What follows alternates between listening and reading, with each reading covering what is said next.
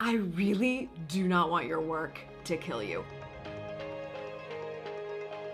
You know, the modern day workplace is changing. Working from home, no secret, presents a lot of challenges when it comes to not getting distracted and getting the work done. Well, I would like to help with that. My name is Amy Landino. I am the host of the award-winning YouTube series Amy TV, where I help people go after the life they want.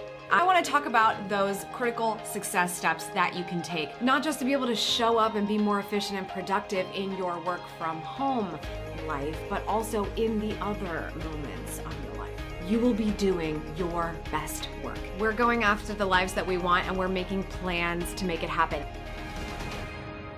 Let's get started.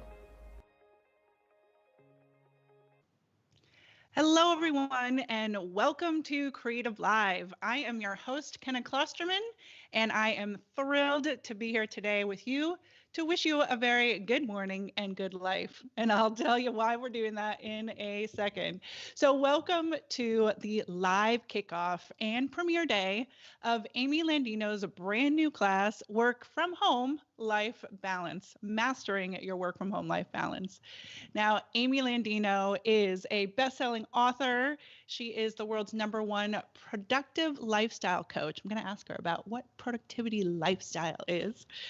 You may know her for her award-winning YouTube series, Amy TV. And there are nearly 400,000 people that subscribe to her channel. And she has really created a community around what she calls the Gatlu House, the Gatlu Society. Go after the life that you want. And that is truly her mission in life, is to help you do that. So here, before I introduce Amy, here is what we're going to do today. The brand new class is going to play at 9:30 PST or noon EST, and that's going to loop throughout the day. What we are here to do is have Amy live with you so we can interact, we can get you excited about the class, we can talk about why she created it. So as always, if you are joining us from anywhere in the world, we love to do those shout outs. So type in the chat where it is that you're tuning in from. If you are watching on the class page right now on creativelive.com, you can click in the chat icon. We have Kate in there, and she's on social media as well. And we love to give those shout outs as to where you are tuning in from. So once again, it is Monday, everyone. And if you are like me, you're working from home. I'm coming to you from my home to yours. Let's bring on Amy Landino. Amy, thank you so much for being here. I'm so excited to be here, Kenna. Thank you for having me. So, Amy, let's start out with the fact that I put together today, this morning, some of your routines, and we're going to learn more about those, the morning routines. But I just want to say start off by saying thank you, because this class truly is a game changer if people put it into practice. So let's start by you just talking about, why did you create this class? What is it that you've heard from the people who are in your community as to why they need this class? I think I was passionate. I always start with my community. I want to know what's going on with them. But what's interesting is that, like, we're talking about a lot of walks of life right now that are going through challenges of working from home. So it wasn't just people who happen to subscribe to Amy TV or the podcast or whatever. It was like friends, family, changing dynamics I think a lot of people may never have seen in their life before. The last year specifically has been really different for a lot of people. It can be a luxury to be able to work from home. There are many people who can't in the nature of their work, but when you do have that ability, you then have to deal with the new challenges. There's certain lovely things that we get when we have to commute to an office. We have that barrier and that separation, and that helps a lot of us in our mindset. We also have the people that are different at home versus at work, and that dynamic kind of helps us be in the right mind space for the types of work that we have to do. So overcoming all of those challenges, no matter how big one kind of problem can be, or small, it just all starts to add up, especially when it depends on your type of ambition and how self-driven that you are. And some people who are very driven, but still more driven because of the people that they're around and the superiors that they have that push them along. Or they might be a solopreneur and they're used to working around a lot of people, but they can definitely drive themselves to get their business done. So with all of those different circumstances for the types of business, the types of career, plus the type of office you're used to, if you're suddenly working from home and it's brand new to you, there's a huge adjustment when it comes to focus and productivity, and not just feeling like, well, I guess I have all the time in the world to do something because I don't have that additional commute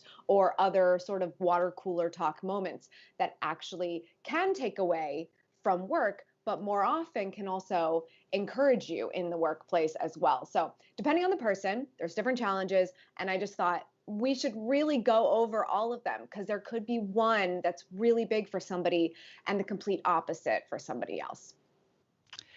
Absolutely. And thank you for laying out sort of the who this class is for, because again, right now we are filming this, recording this in January 25th, 2021, and it will be coming up on, quite some time that many of us have had to adjust to new ways of living. And I know one of the moments in the course, and you're talking about sort of setting up your space.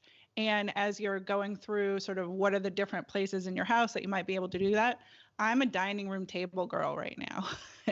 And so it was really helpful just to think about like, well, maybe I should set up a different space. But anyway. Yeah, I actually find that to be a challenge, because you have so much space at the dining room table. So it's like, yeah, you can just like lay it all out.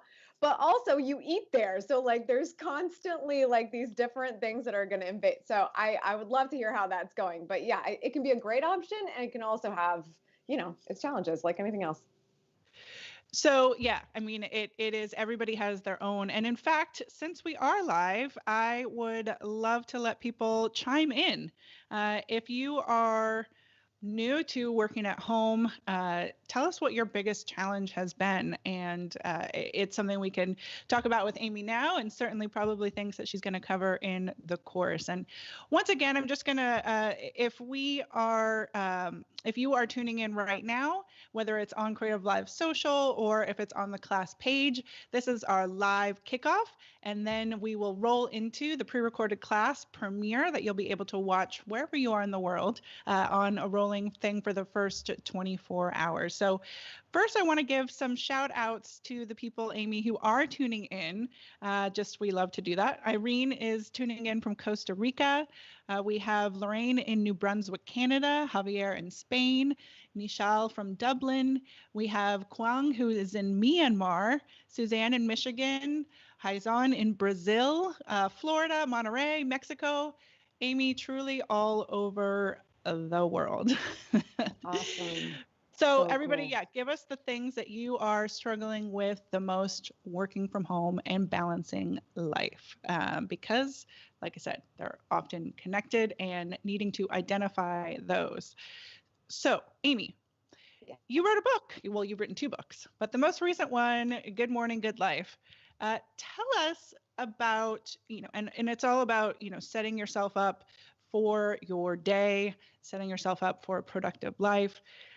Talk to me about some of the habits that you identify for the mornings, and because I know you emphasize how important that is. And I love that you say you don't have to be a morning person for this to be successful. Absolutely. I mean, that's actually kind of such a similar motivation to this class, right? I decided to write a morning routine book, not because there is any lack of them available. But what I did find to be interesting was that we've reached a point in morning routine isms that we see an article about how someone's routine has been, and if that's like a billionaire or a startup owner or very successful, we just want to do their morning routine. And so we start copying a lot of morning routines, whether we see a YouTube channel or a famous person or whatever. And then we ultimately get really burnt out and defeated by a morning routine because it really wasn't built for us. And so I wanted to write something to let people know, first of all, you don't have to be a morning person. You just need to start the day on your terms. And what does that actually mean? And that's where Good Morning, Good Life came about. The most important thing being really understanding what feels right for you.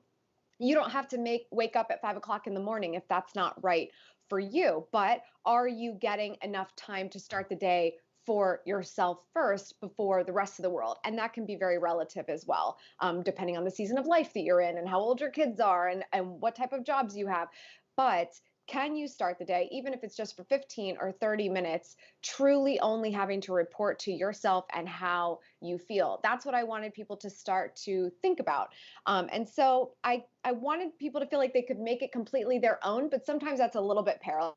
Like, okay, well, where do I start? And so I really shaped it around these three buckets that really set you up to start the day, that gets you in touch with a couple of different avenues, but it doesn't force you into doing anything specifically. So if journaling isn't right for you, then you don't have to journal, but you could still do something that is mindful. And that's why mindfulness is probably the one of my favorite and most important buckets of a good morning, good life. What can you do to just be a little bit more mindful? Meditation is good for some people. Maybe it's just sitting with your thoughts and not looking at social media and letting it tell you what to think first thing in the morning. Anything you could possibly do to be mindful, just take a few moments for that. I personally love visualization and morning pages. Morning pages was a practice in Julia Cameron's book, The Artist's Way, of just brain dumping anything that's on my mind for 3 pages. That way it's like over and done with. Because I wrote it down, it's out of my brain and I can move on, which is great for creativity. Not a fun thing to read, but great for creativity. So there's mindfulness. Movement.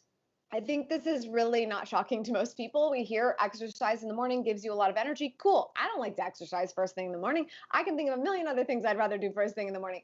I'm more of like a 10 a.m. worker outer, but I'll do some stretches and maybe take a walk if it's nice out. What's something you can do for movement to get the body going? And then mastery. I think this is so important because we all say, someday I'm going to get around to learning the piano. Someday I'm going to get around to learning that foreign language. Someday I'm going to get around to starting my business and not working for the man anymore. And that's what I think mastery has the ability to offer you, is making the time at the start of every day for that thing that you want to master. And the more times that you pack in the minutes that you do that for yourself, and especially the prioritized minutes to do that yourself, then you're well on your way. When I was working at a full-time job and I wanted to start my own company, I had to find the minutes outside of 9 to 5 that I would be able to do that. And so I would have a mastery moment in the morning. And then because I was just like obsessed and excited, I worked nights and weekends, but everybody's different. And when can you do that for you? So that's the whole Good Morning, Good Life methodology. We talk about it in an entire section of this class because I think it's vital no matter what your work from home situation looks like. Even if it's like, oh, cool, I can roll out of bed and start working. That means I can sleep in. I don't have to commute. I don't have to do my hair. Maybe, hopefully nobody asks me to turn video on my Zoom call.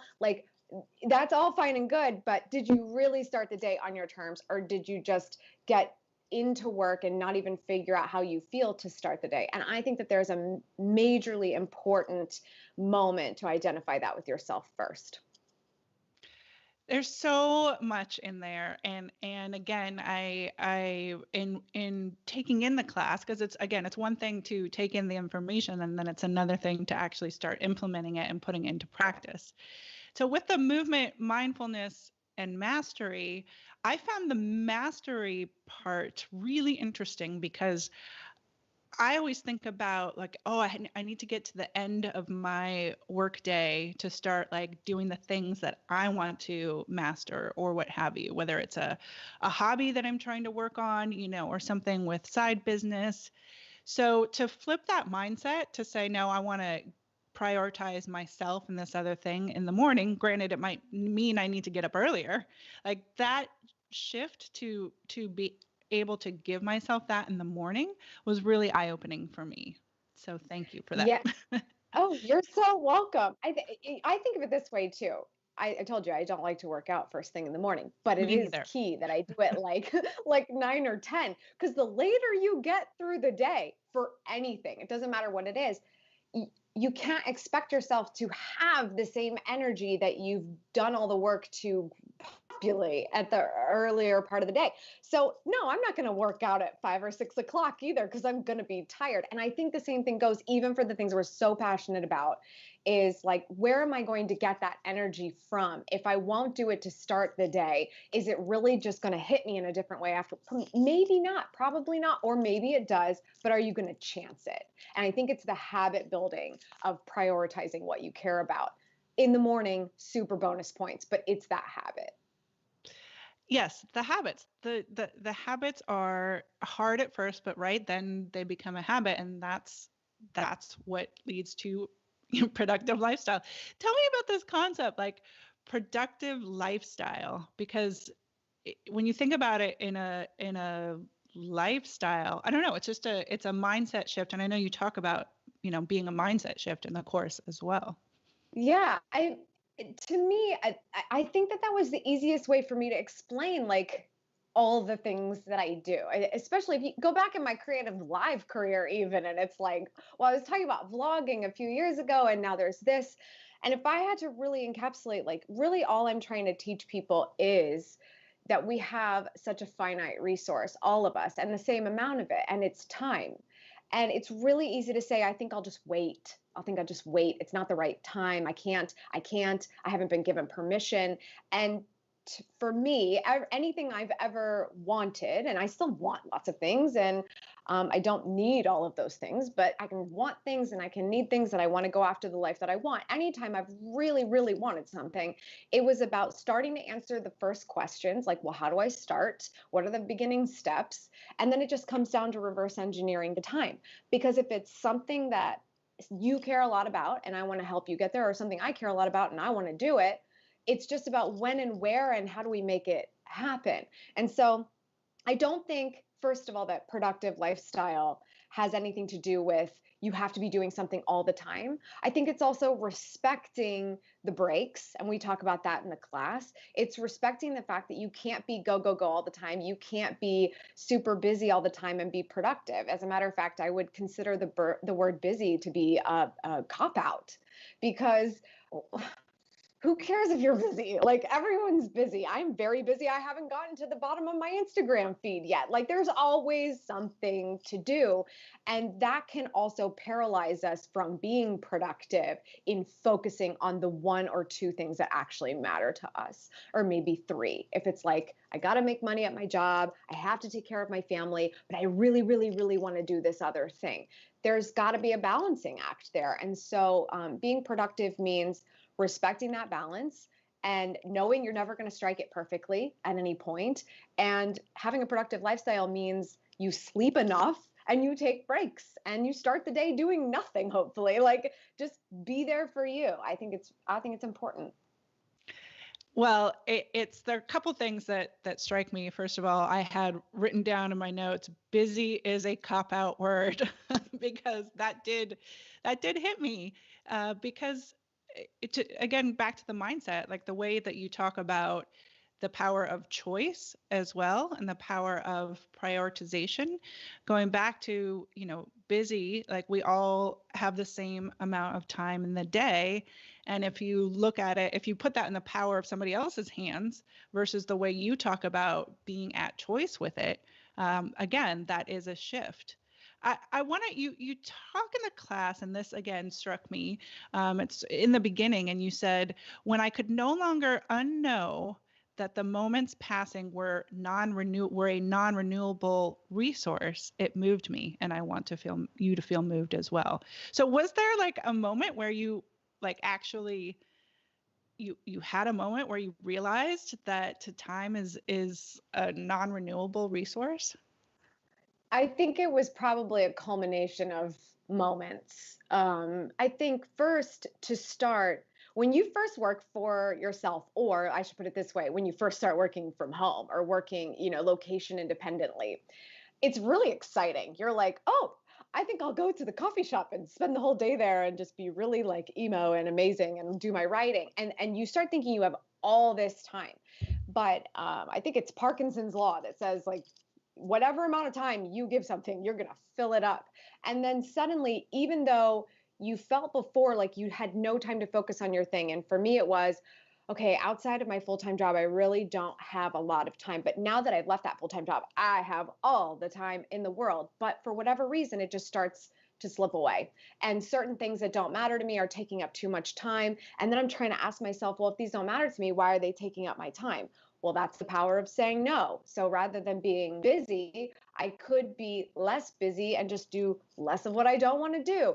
And there's freedom in that that is so addicting. So I think that was part of the not being able to unknow it. Like I am unemployable because I just am addicted to freedom. That's a big part of it. So there's a lot of moments I think that go into that. Every time you do something that you're like, I should have said no. My gut was a no on this. I should not. And I'll know that for the future now. I'm not going to do it because what if I can't get that time back? Lots of stuff like that. And then there's life moments. Since I was on Creative Live last, I lost my little brother. And that was a really big moment. You have to look at those tragedies, and you have to go through your own mourning process. And believe me, I did. And it's really interesting too, kind of seeing how everyone around you goes through their different processes. But for sure, that the only way that I was able to come out of that and say, like, what did he teach me, was that no amount of time is guaranteed. 10 years younger than me, and he's already gone. Like, can you imagine? Okay, well, what if you weren't here tomorrow?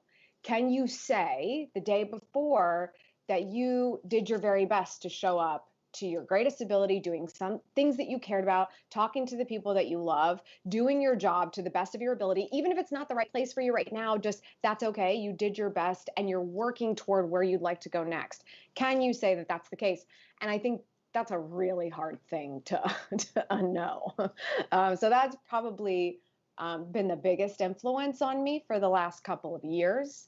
But yeah, I just feel like I'm very blessed that I learned that, but also that I have a seat where I can control that. And that's the most exciting thing about going after the life that you want. You can always be so sad that you haven't gotten this yet, or you haven't won that yet, or you haven't made this much money yet.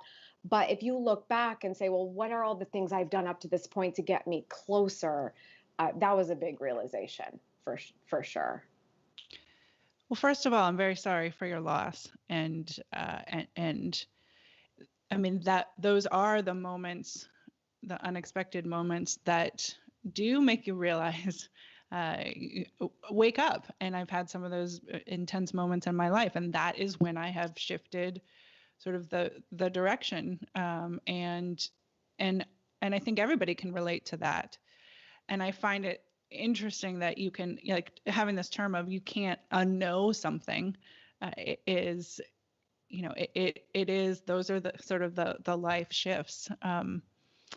But I do appreciate, like, when it comes back to that, morning, setting yourself up for success, prioritizing yourself, the mastery part, like, when you talk about it, how you have to sort of chunk things out. And so it's spending a few minutes a day on something means that you are, working, that is progress. And again, like, goes back to sort of all of this mindset, that you wrap your hand around it, but then you have to do the work. So there's mindset and work.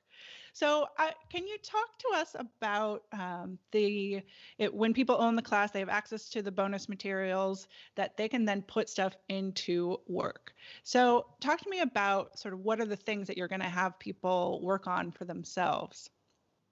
Yeah, absolutely. I mean, there's so many things. I think just getting in the right headspace has a lot to do with just setting up your space. So we have worksheets that really help you unpack a lot of the different trainings. What does your space look like? Where are you able to go, and where can you kind of give yourself that time? I find it, this may look super glamorous, but it's only because it serves many purposes for me.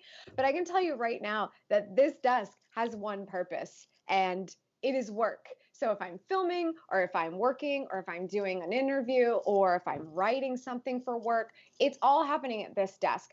And the reason that's so important is because I need to be able to walk away. I need to go have dinner someplace else. That's just me, Kenna. I can see if you can balance it a different way. But I have to have dinner in a different place. I have to have lunch in a different place. I have to even do my morning routine in a different place. I have an entirely different desk in my dressing room where I sit and I do my journaling. I mean, like, I'm a little extreme, but the key thing being, where is it that you spend that time focused on that productive work? If you have a designated space for it, we want to help you work through that. And the morning routine moments, even if you don't pick up the book, we want to help you unpack what those 3 moments look like for you. What are some options that work best for starting the day on your terms? One of the most important things, and it's actually in the Good Morning, Good Life planner as well, and we gave this to you in a worksheet, is reverse engineering your routines.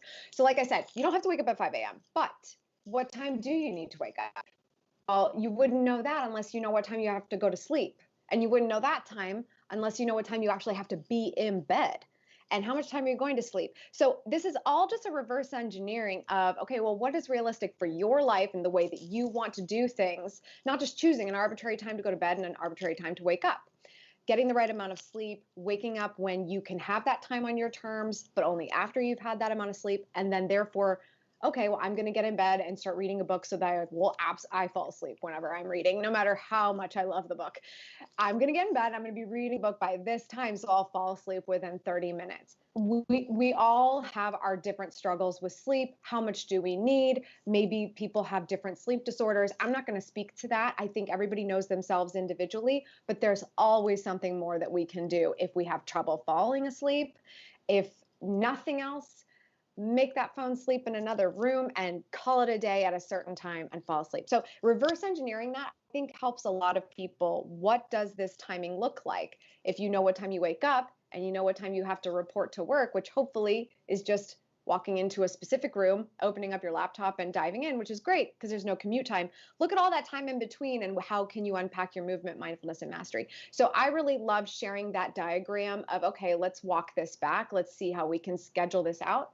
And if it seems like I'm extremely rigid about my time, you're right. But I think that even just having a couple of these things in mind when you go about your daily life will help you get into these habits. A habit only becomes a habit after it is quite habitual. So if we want to get to that state, we have to make it easy. And we often hear things, Steve Jobs wore the same thing every day and yada, yada, yada. The reason we hear that is because we don't need to make additional unnecessary decisions.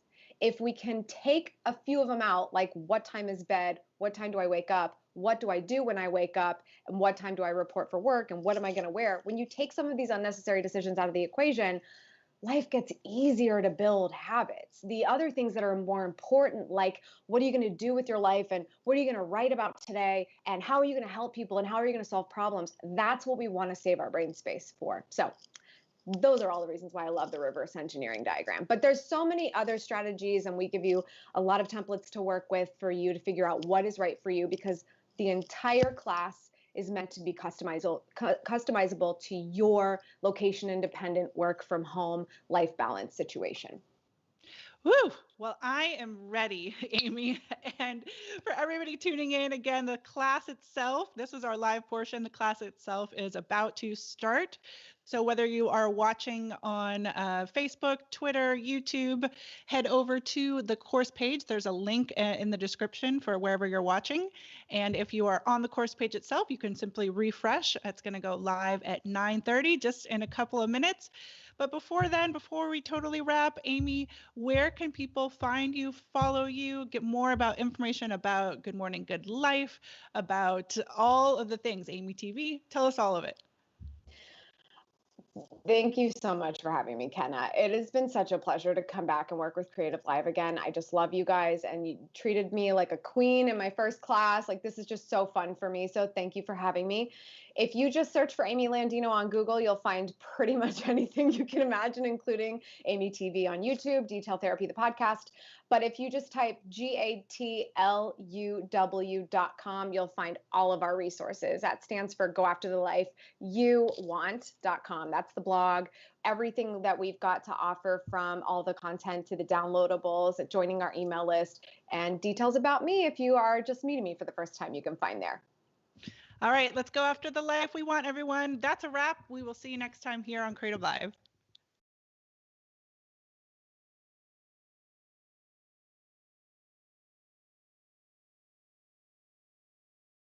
Hey guys, what's up? It's Chase Jarvis, founder and CEO of CreativeLive. You all know that we have more than 2,000 classes and more than 10,000 hours of learning, inspirational, and motivational content on the platform. I'm super excited to announce a new experience on CreativeLive. It's called Fast Class. You've told us that you're busy and sometimes it's hard to dive into a full class from start to finish. So essentially, we're now giving you a shortened highlight version of our top CreativeLive classes. You can always dive into the full class with 5, 10, or 15 hours of great content. But now, if you're just looking to focus on a few of the highlights or want to be able to skip quickly to something that really interests you, you can now get a shortened fast class version of that class. We're also thinking this might be able to help you explore a new craft and save time while doing it. This is a great tool to curate your learning experience to help create the life that you seek. So you're probably thinking, great, how do I access this new experience on CreativeLive? That's easy. All you have to do is be a subscriber to the Creator Pass, and then all this is yours.